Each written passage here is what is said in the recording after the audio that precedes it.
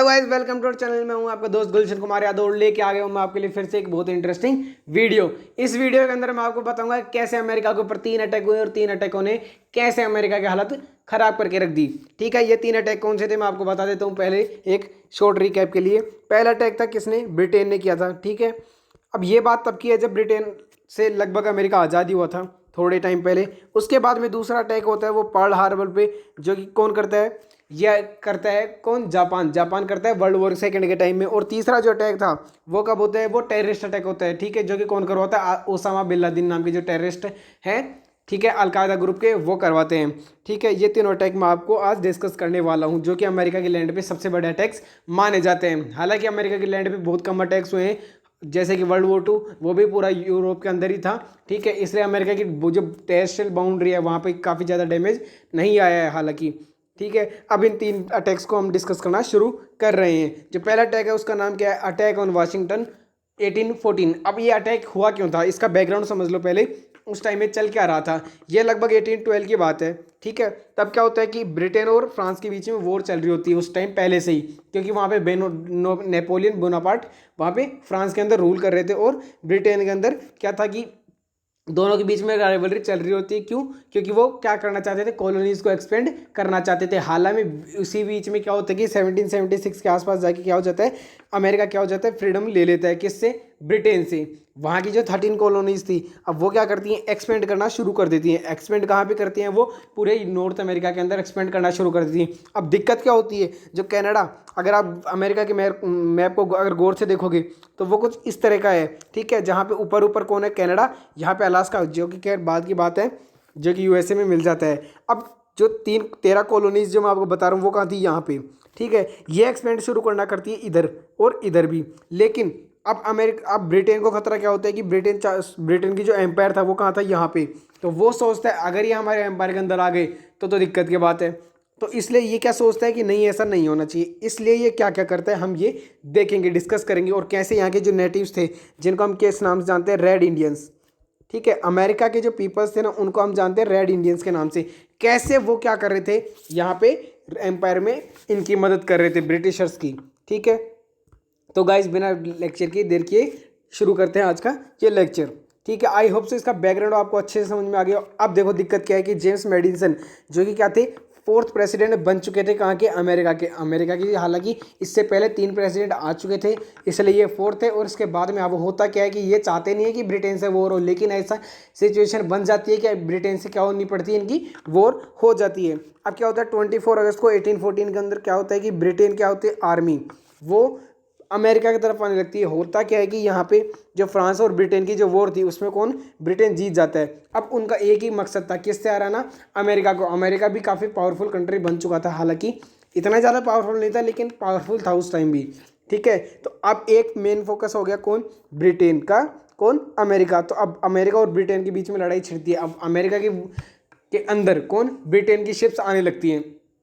अब वहाँ से जब शिप्स आने लगती है तो दोनों के बीच में काफ़ी झपट होती है, बीच बीच में लड़ाइयाँ होती रहती हैं। अब कनाडा के अंदर कौन थे, ऑलरेडी ब्रिटेन के एक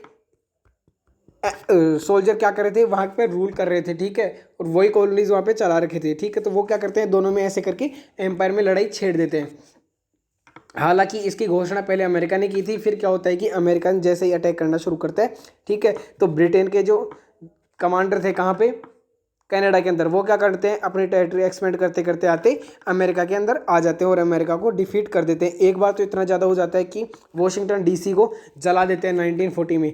अब सॉरी, वॉशिंगटन डीसी, तो वहाँ के कौन थे, फर्स्ट प्राइम मिनिस्टर, उन्हीं के नाम पे क्या है, वॉशिंगटन वहाँ की सिटी है, मेन सिटी जो है, कैपिटल सिटी जिसे हम बोलते हैं। ठीक है, वहाँ पे आग लगा देती है। देखो आपके सामने ये पिक्चर है, इसके अंदर दिखा रखे है कैसे वहाँ का जो वॉशिंगटन सिटी जो है उसको जला देते हैं। इसके बाद में क्या होता है कि लगभग आधी वॉशिंगटन सिटी जल जाती है। उसके बाद में ये कैसे बचती है, ठीक है, इतनी ज़्यादा आग बढ़ जाती है कि वहाँ पे नॉर्मली फायर को बुझाना बहुत मुश्किल होता है, लेकिन कोइंसिडेंटली वहाँ पे रेन हो जाती है और अमेरिका की अच्छी किस्मत होती है जिससे क्या हो जाता है, वहाँ पे रेन हो जाती है। तो जिस मैप की मैं अभी बात कर रहा था वो देखो यहाँ है। ठीक है, अब ये क्या था कि यूएसए यहाँ है और ब्रिटेन एम्पायर यहाँ है। अब यूएसए क्या करता है, यहाँ पे टेरिटरीज को एक्सपेंड करना चाहता है ऊपर की तरफ, ठीक है, इधर की तरफ। लेकिन कौन नहीं चाहता, ये चाहता नहीं है, कौन, ब्रिटेन क्यों? क्योंकि ब्रिटेन क्या चाहता है, ये सिर्फ यहीं तक रहे, ऊपर कनाडा के अंदर ना आए। इसलिए अब दिक्कत ये होती है कि दोनों के बीच में लड़ाई ऐसे छिड़ जाती है, और ऐसे करके क्या होता है, वॉशिंगटन के अंदर आग लगानी पड़ती है इनको, ब्रिटेन को सोल्जर्स को। इसके बाद में आपने देखा कि इस लड़ाई का कैसे क्या परिणाम निकला। इसके बाद में हम देखेंगे दूसरा अटैक जो क्या था, पर्ल हार्बर पे अटैक। अब होता क्या है कि वर्ल्ड वॉर 1 तो हो जाती है ख़त्म। इसमें एक अगर बात बताऊं तो क्या है कि जापान और जो यूएसए हैं वो कौन होते हैं, वर्ल्ड वॉर 1 में एक दूसरे के साथी होते हैं, ठीक है। अब वर्ल्ड वॉर 1 में ये एक दूसरे के साथी होते हैं, लेकिन वर्ल्ड वॉर 2 आते आते यूएसए को, जो जापान था वो समझ, उसको लगता है कि नहीं, मैं तो गलत इंसानों का साथ दे रहा था, मुझे क्या है, इनका साथ देना नहीं चाहिए। और किसका साथ देना चाहिए, जर्मनी और जो अलाइड पावर्स थी, ठीक है, जर्मनी की, उनका साथ देना चाहिए, जिनका नाम था क्या, यूनाइटेड सेंट्रल, ऐसे कुछ शायद नाम था उनका, ठीक है। तो उनसे हाथ मिला लेते हैं। और जब क्या होता है कि इसका बैकग्राउंड अगर मैं आपको समझाऊं, उससे पहले देखो क्या होता है कि ये अटैक कब होता है, ये होता है 7 दिसंबर 1941, यानी कि 7 दिसंबर 1941 को। अब उस टाइम में पर्ल हार्बर, लगभग 1939 के अंदर क्या होता है, वर्ल्ड वॉर 2 शुरू होती है। इसके बाद में बीच में जब चलते चलते क्या होता है कि इंसिडेंट्स ऐसे क्रिएट हो जाते हैं कि अमेरिका चाहता तो था क्या, कि वर्ल्ड वॉर 2 से बाहर रहना, लेकिन अमेरिका के इस अटैक ने क्या कर, सॉरी, जापान के इस अटैक ने क्या कर लिया, अमेरिका को भी इसके अंदर आने के लिए मजबूर कर दिया, ठीक है। जिससे अमेरिका ने क्या हुआ, इसको अंदर मर्ज होना पड़ा वर्ल्ड वॉर 2 के अंदर, जिसके अंदर लगभग 2043, लगभग 2043 लोग मारे जाते हैं, और लगभग 1000 के आस 1000 से ऊपर क्या होते हैं, घायल हो जाते हैं। अब बैकग्राउंड में क्या चल रहा था कि जापान क्या करता है, वियतनाम की जो टेरिटरी थी ना, उसको ऑक्यूपाई कर लेता है। वियतनाम क्या है, वियतनाम अगर आप देखो ना वर्ल्ड मैप में, तो वियतनाम कहाँ है, जो इंडिया है, ठीक है, इंडिया के इधर आके म्यांमार वगैरह जो कंट्रीज आती हैं, उनके इधर आने अगर आप आओगे तो वहाँ पे क्या है, वियतनाम सिटी है, कंबोडिया वगैरह जो सिटीज़ है, वहीं पे क्या है, वियतनाम सिटी भी है। तो वियतनाम सिटी का अगर आप देखो तो ये यहाँ पे ही जापान है, ठीक है। अब यहाँ से ये क्या करता है, यहाँ पे आके ऑक्यूपाई करने लग जाता है। क्यों? क्योंकि अब क्या होता है कि ये टेरिटरी किसकी थी, फ्रांस की, ठीक है। तो अब क्या होता है, जर्मनी क्या करता है, जर्मनी किसके साथ था, जापान के साथ, ठीक है। तो दोनों दोस्त हुए। तो जैसे ही जर्मनी अगर फ्रांस को हराता है, तो अब क्या हुआ, यहाँ पे वियतनाम में क्या पड़ जाएगा, ये वीक। तो जापान क्या करता है, इसके वियतनाम को ऑक्यूपाई कर लेता है। अब बात समझ में आ रही होगी आपको कैसे क्या बैकग्राउंड क्रिएट हो रहा है। अब जापान जैसे ये करता है तो अमेरिका क्या होता है, तो इससे गुस्सा हो जाता है, लेकिन इसका कोई रिजल्ट नहीं दिखाता हालांकि वो, लेकिन फिजिकली वो नहीं दिखाता, लेकिन क्या करता है, टेक्निकली वो ऐसा करने की कोशिश करता है ट्रेड के अंदर। अब क्या करता है, जापान के साथ सारी ट्रेड क्या कर देता है, वो बंद कर देता है। अब वो एक भी ट्रेड वहाँ पे नहीं करेगा।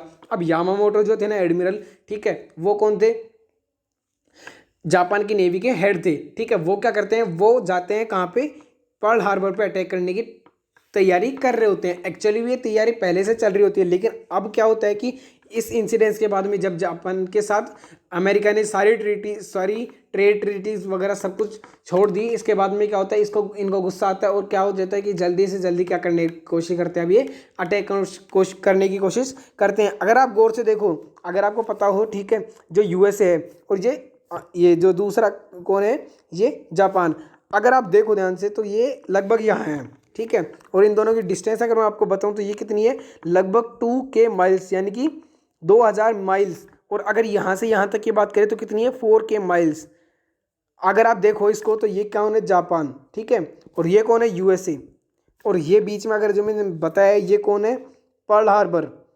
अब अगर आप देखो तो इतनी दूर अटैक करने की संभावना सोची नहीं थी। यूएसए ये तो सोच रहा था कि वो हमारे ऊपर अटैक कर सकता है, लेकिन इसको ये नहीं लगा था कि वो पर्ल हार्बर पे अटैक करेगा, इतनी दूर अटैक करेगा। लेकिन वो अटैक वहीं पे करता है, और वहाँ पे क्या होता है, काफ़ी ज़्यादा रिसोर्स वगैरह थे, ठीक है। वहीं पे वॉरशिप्स थी, जिसमें से 2 वॉरशिप क्या हो जाती हैं उस टाइम में, इन अमेरिका की घायल हो जाती हैं, यानी कि टूट जाती हैं, बिखर जाती हैं। और 3 वॉरशिप्स कोइंसिडेंटली बच जाती हैं। उनकी किस्मत अच्छी होती है कि उस दिन वहाँ पे वो वॉरशिप्स नहीं होती, ठीक है। अगर आप देखो इसका तस्वीर जो मैंने नीचे लगा रखी है, ये देखो।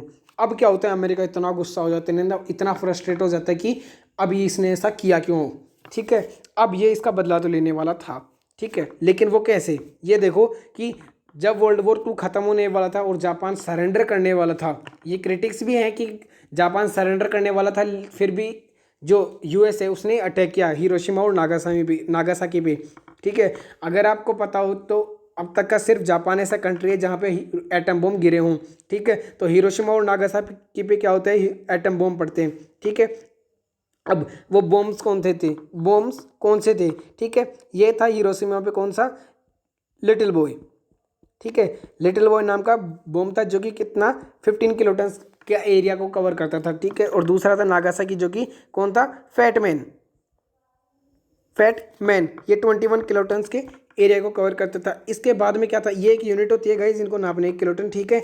अब यहाँ पे जो इतना गहरा अटैक हुआ वहाँ के, इतना किसी भी कंट्री को बियर करने के लिए इसका बहुत ज़्यादा नुकसान उठाना पड़ता है और बहुत मुश्किल से इसको बियर कर पाते हैं। लेकिन जापान की टेक्नोलॉजी काफ़ी ज़्यादा अच्छी है जिस वजह से क्या कर पा रहे हैं, वो इतना ज़्यादा सर्वाइव कर पा रहे हैं। लेकिन अगर फिर भी देखो तो वहाँ का जो लोग हैं वहाँ उनके अंदर क्या है, रेडिएशन वगैरह आज भी इनके मिल जाते हैं, ठीक है। अब ये कब होता है, ये होता है 6 अगस्त को, और ये होता है कब, 9 अगस्त को। और इसी के साथ में गाइस अगर आपको पता हो तो क्या हो जाता है, वर्ल्ड वॉर 2 एंड भी हो जाता है, ठीक है।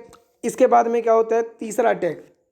अब अगर आपने देखा हो तो जापान का बदला कैसे यूएसए ने लिया, हालांकि ब्रिटेन से बदला लेने के उस टाइम इतना काबिल नहीं था, इसलिए उन्होंने वहाँ पे बदला नहीं लिया। और धीरे धीरे क्या हो रहा है कि यूएस क्या हो गया कि काफ़ी ज़्यादा पावरफुल में आ चुका है, ठीक है। अब देखो कैसे, अब 9/11 का अटैक होता है। 9/11 का अटैक क्या था, इससे थोड़ा सा बैकग्राउंड में अगर आपको समझाऊँ तो क्या था कि जब 1789 के आसपास लगभग क्या होता है, अमेरिका के अंदर, सॉरी, अफगानिस्तान के अंदर मुजाहिदीन नाम के कुछ टेरिटरीज क्या लोग होते हैं कुछ, वो क्या करते हैं कि वो चाहते हैं कि यहाँ पे ये एक्सट्रीमिस्ट मुस्लिम्स होते हैं जो चाहते हैं कि यहाँ पे कौन रहे, हमारा रूल हो जाए।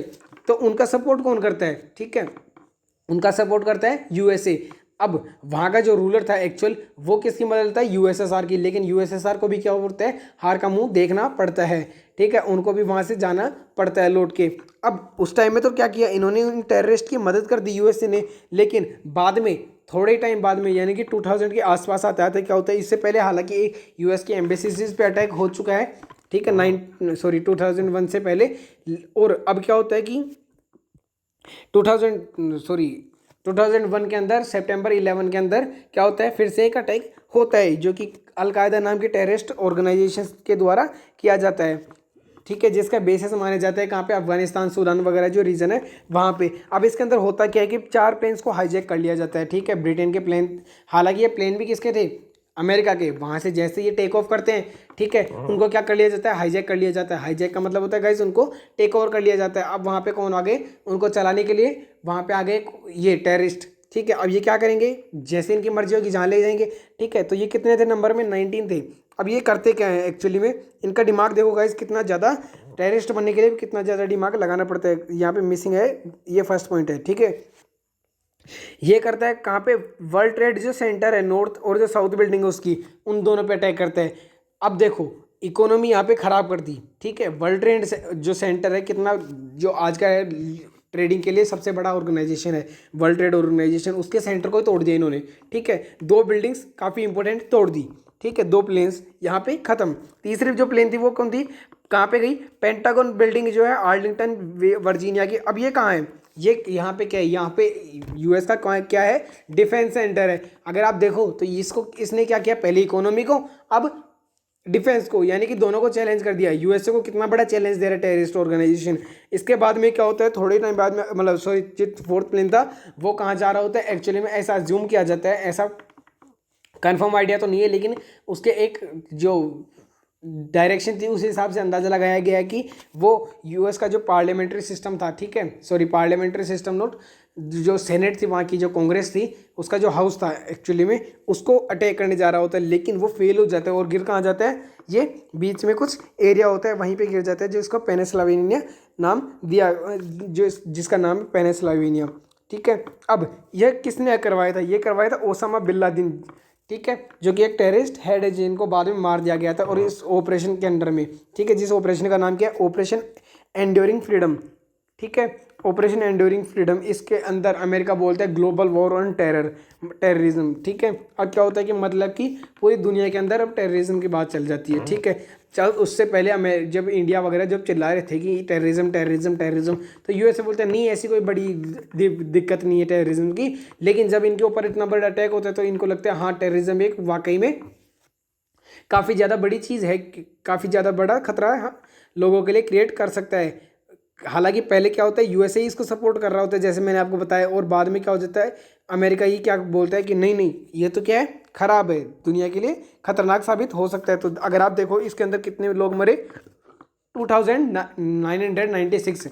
अब तक के तीनों अटैकों में सबसे ज़्यादा लोग इसी के अंदर मरे मरे। और इसके बाद में अगर आप देखो जो इसके अंदर जितने भी लोग मरे ना वो कौन होंगे गाइस, सबसे पहले अगर हम देखें, मैं तस्वीरों के साथ आपको ये क्लियर करते जाता हूँ। ये क्या है, वर्ल्ड ट्रेड सेंटर, यानी कि वर्ल्ड ट्रेड ऑर्गेनाइजेशन के जो सेंटर थे वहाँ पे ये नॉर्थ और बिल्डिंग साउथ बिल्डिंग ये हैं, जहाँ पे अब कौन होंगे, वर्क करने वाले पीपल्स। ठीक है, नॉर्मली कोई पिकनिक स्पॉट तो है नहीं जो घूमने गए होंगे, यहाँ पे कौन होंगे, वो ह्यूमन जिनका काफ़ी ज़्यादा अच्छा रिसोर्स है। रिसोर्स का मतलब है कि वो काफ़ी ज़्यादा कैपेबल थे।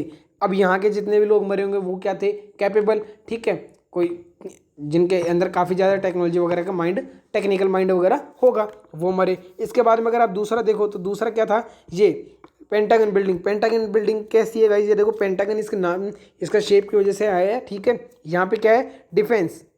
ठीक है, डिफेंस किसका, यूएसए का डिफेंस, यूएसए का डिफेंस सेंटर इसको माना जाता था। यहीं पे इसका डिफेंस था पूरा का पूरा वर्जीनिया आर्लिंगटन के अंदर। ठीक है, यहाँ पे क्या होता है, इन्होंने डिफेंस को चैलेंज कर दिया, इकोनॉमी भी गई, डिफेंस भी गया। अब डिफेंस के अंदर क्या होता है, इतने जितने भी लोग होंगे वो क्या करेंगे, डिफेंस का काम भी यहाँ से गया।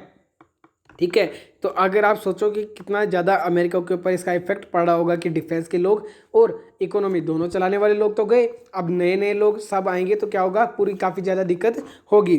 ठीक है, अगर इसके बाद में ये जो मैं आपको बता रहा थी तीसरा अटैक होने वाला था वो यहाँ होने वाला था जो व्हाइट हाउस है इसके अंदर, लेकिन कोइंसिडेंटली ऐसा होता है कि बीच में क्या हो जाता है, प्लेन क्रैश हो जाता है। वो कहाँ होता है, यहाँ पे। ठीक है, अब इसके बाद में ये करवाया किसने, तो ओसामा बिन लादेन, ये भी मैंने आपको बता दिया। ठीक है, और जॉर्ज एच डब्ल्यू बुश कौन थे, वहाँ के अमेरिका के प्रेसिडेंट थे उस टाइम के, जिन्होंने क्या किया था कि इस अटैक को, जो ये अटैक के बाद में जो इन्होंने जो ऑपरेशन चलाया था, ऑपरेशन एंड्यूरिंग फ्रीडम, वो इन्होंने ही चलाया था। इन्हीं के टाइम में क्या होता है, अटैक होता है। ठीक है, अब आपको तीनों अटैक्स आपको समझ में आए होंगे। ठीक है, मैं आपको तीनों को एक बार रिकैप करवा देता हूँ, तीनों अटैक कौन कौन से थे। पहला अटैक था कौन सा, ब्रिटेन के खिलाफ। ठीक है, ब्रिटेन कनाडा की टेरिटरीज, कनाडा के लोगों को लेकर। ठीक है, कनाडा की टेरिटरीज को लेकर। दूसरा अटैक कौन सा था, अगर आप दूसरा अटैक देखो तो वो जापान के द्वारा किया गया, कहाँ पे, पर्ल हार्बर पे। ठीक है, और तीसरा अटैक कौन सा था, टेररिस्ट अटैक, जो कि 9/11 के नाम से फेमस है। अब 9/11 क्यों बोलते हैं, इसे 11/9 बोलना चाहिए, लेकिन अमेरिका के अंदर क्या होता है कि पहले केस को लिखते हैं, मंथ को लिखते हैं। ठीक है, इसलिए इसको 9/11 बोलते हैं, 9/11 बोलते हैं, 9/11 का अटैक। ठीक है, 9 यानी कि ये क्या है, सितंबर, और 11 क्या है, डेट। ठीक है, 2001 के अंदर अटैक हुआ था। इसके बाद में हाल ही में जल्दी क्या हो जाता है, इसको सोल्व कर दिया जाता है। ठीक है गाइस, अगर आपको ये लेक्चर अच्छा लगा हो तो please guys like it, share it and subscribe. Thank you guys.